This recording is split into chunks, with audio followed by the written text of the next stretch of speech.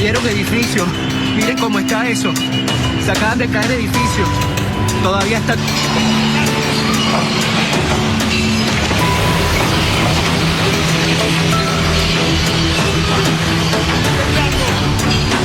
Es para resguardar muchas cosas acá, mira.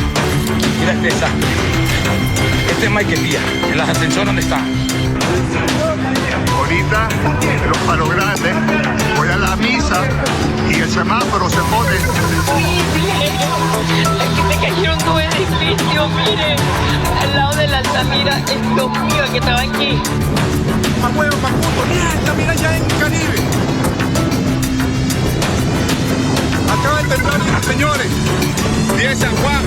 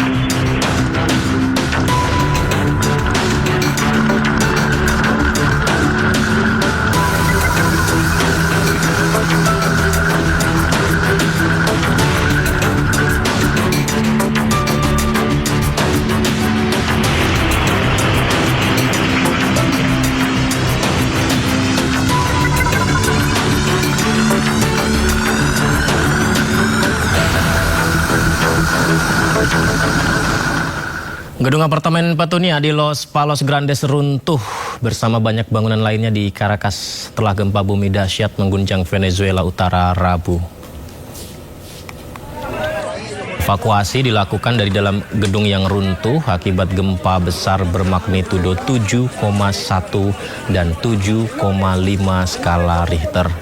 Ratusan tim darurat menutup area tersebut dan mencari korban selamat. Media internasional melaporkan setidaknya 32 orang tewas, 700 orang terluka, dengan peringatan bahwa jumlah korban dapat meningkat seiring berlanjutnya operasi penyelamatan serta penilaian kerusakan. Tim penyelamat berhasil mengevakuasi seorang remaja perempuan berusia 14 tahun yang terjebak reruntuhan bangunan di San Bernardino, Caracas. Korban penyandang disabilitas ini dievakuasi menggunakan tandu lalu dilarikan ke rumah sakit. Proses pencarian serta penyelamatan darurat korban terus dilakukan di beberapa bangunan yang alami kerusakan parah.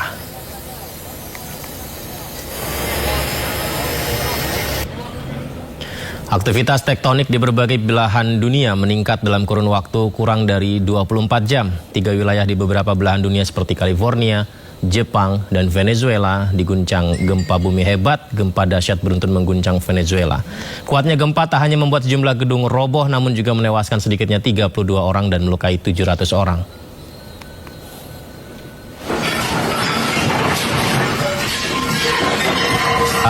Saksikan gempa bumi yang sangat mengerikan berkekuatan magnitudo 7,1 dan 7,5. Warga merasakannya di ibu kota Caracas dan juga seluruh penjuru Venezuela.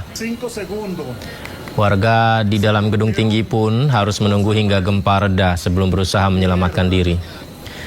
Akibat gempa sedikitnya 32 orang tewas dan kemungkinan jumlah korban ini terus bertambah karena proses evakuasi masih berlangsung. Gempa beruntun dirasakan hingga ke Kolombia, negara tetangga Venezuela. Kalau tadi adalah di rumah, pemirsa, berikutnya kencangnya guncangan membuat penerbangan di Bandara Simon Bolivar terganggu. Penumpang berlarian keluar dari bandara lantaran gempa merusak sebagian besar bangunan, bahkan atap bandara pun rusak parah. Hingga kini bandara masih ditutup. pesawat pun belum bisa terbang dan mendarat di bandara ini. Ahorita, los Palos Grandes. Ya, ini di pusat kota ya. Kita bisa saksikan betapa mencekamnya situasi yang terjadi pasca gempa, tepatnya di pesisir Venezuela. Ya, warga menyaksikan bangunan yang runtuh, bangunan tinggi runtuh. Ini akibat kencangnya guncangan, sehingga rumah warga hingga kompleks apartemen roboh. Petugas masih berusaha menyelamatkan warga yang tertimbun bangunan. Sementara itu Kementerian Luar Negeri Indonesia menginformasikan hingga saat ini belum ada laporan WNI yang menjadi korban gempa. Tidak ada WNI yang menjadi korban gempa. 3 WNI di Venezuela dipastikan selamat.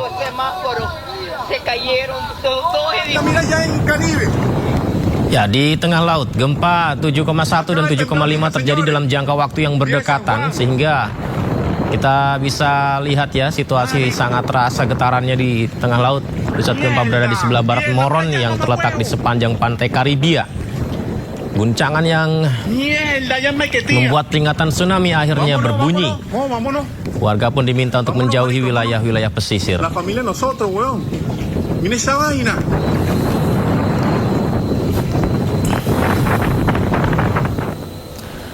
Ya, sementara itu pemirsa, gempa bumi berkekuatan magnitudo 5,6 juga mengguncang California, Amerika Serikat. Sejumlah rekaman CCTV mengabadikan kuatnya gempa. CCTV mengabadikan momen yang kita lihat ini pemirsa, guncangan hebat menjatuhkan botol-botol dari rak di sebuah toko di kawasan Upper Lake. Botol-botol itu pecah dan isinya menggenangi lantai, sementara barang-barang lainnya juga berhamburan di lantai. Dan hal serupa pun terjadi di sejumlah toko lain. Kita lihat ada salah seorang petugas dan pemilik toko yang mengaku mengalami kerugian ribuan dolar akibat kerusakan guncangan gempa yang terjadi. Sementara itu di jalanan pemirsa, kita lihat guncangan juga terasa di jalanan. Mobil-mobil bergoyang. CCTV merekam saat gempa menggerakkan kendaraan-kendaraan di area parkir di Willits. Para penghuni rumah terlihat berhamburan keluar akibat panik, di mana seorang warga juga membagikan video kerusakan di dalam rumah sesaat setelah gempa menjatuhkan benda-benda dari lemari.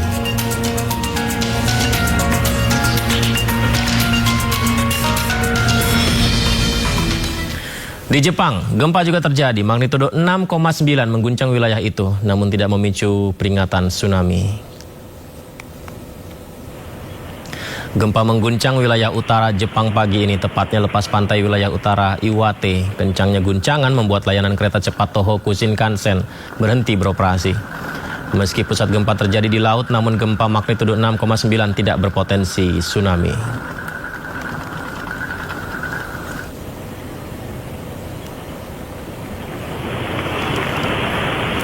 Gelombang panas ekstrim yang melanda Prancis memaksa salah satu ikon paling terkenal di dunia, Menara Eiffel, menghentikan operasional lebih awal.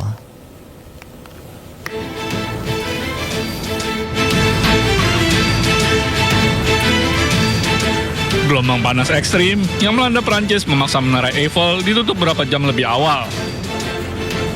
Keputusan ini diambil setelah suhu udara di wilayah Paris dan sekitarnya melonjak hingga melampaui 40 derajat Celcius. Papan pengumuman yang terpasang di pintu masuk menjelaskan bahwa penutupan dilakukan sebagai langkah pencegahan untuk menjaga keselamatan pengunjung di tengah cuaca yang sangat panas.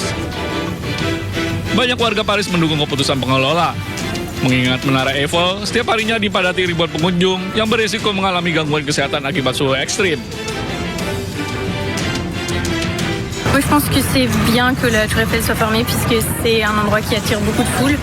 Et par cette forte chaleur, je pense que c'est normal d'essayer d'éviter les foules pour pas qu'il y ait de malaise et pour éviter ça. De toute façon, elle sera ouverte demain matin, donc je pense que c'est bien. Pihak pengelola memastikan seluruh pemegang tiket yang terdampak akan menerima pengembalian dana secara otomatis. Setiap tahun, sekitar 7 juta wisatawan dari berbagai penjuru dunia datang untuk mengunjungi landmark yang menjadi ikon kota Paris tersebut. Ke informasi lain, 2 senator Partai Republik Amerika Serikat berbalik arah dalam voting terkait pemberlakuan resolusi pembatasan hak perang yang dirancang untuk memaksa Presiden Donald Trump menghentikan perang di Iran. Padahal sebelumnya Senat sepakat agar Trump menghentikan agresinya ke Iran.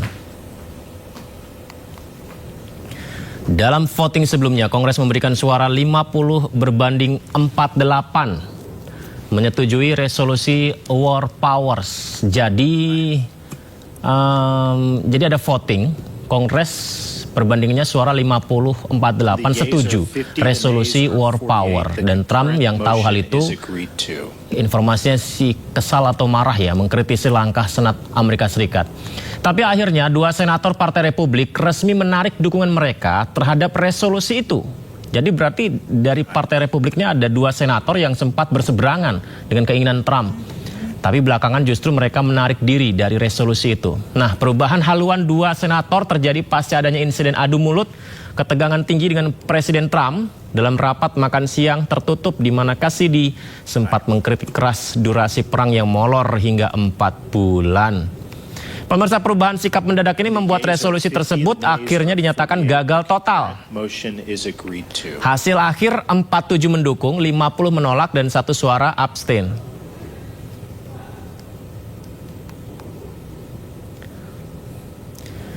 Ya, Presiden Trump mengkritisi Senat dan menyebut resolusi simbolis tersebut disahkan pada waktu yang tidak tepat. Trump menilai resolusi itu justru melemahkan posisi tawar Amerika dalam negosiasi dengan Iran. Trump juga mengkritisi 4 senator Partai Republik yang mendukung resolusi. Jadi Trump sepertinya kesal ya dengan 4 senator, kecewa dengan 4 senator Partai Republik yang mendukung resolusi. Tapi belakangan tiba-tiba langsung berubah ke awal lagi.